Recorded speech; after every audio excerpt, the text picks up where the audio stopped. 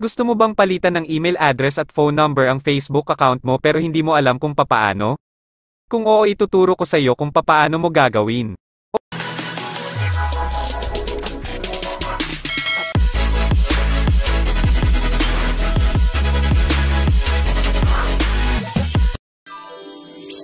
Open mo ang Facebook account mo at pindutin mo ang tatlong guhit sa kanang itaas at pindutin mo ang Setting and Privacy.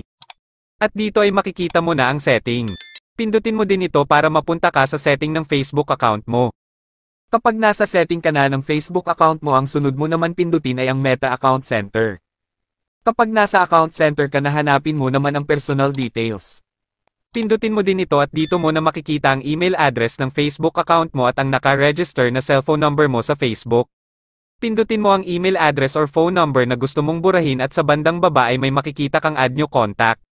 Kapag pinindot mo ito ay may makikita kang pagpipilian kung add mobile number o add email ba ang gusto mo na idagdag sa iyong Facebook account. Sana po ay makatulong sa inyo ang video na ginawa ko at kung nagustuhan mo naman ang video na ito ay isang thumbs up lang at thank you comment ay masaya na ako. Kung bago ka pa lang sa ating YouTube channel, huwag kalimutan mag-like, subscribe and hit the notification bell para lagi kang updated sa ating next videos. Thanks for watching.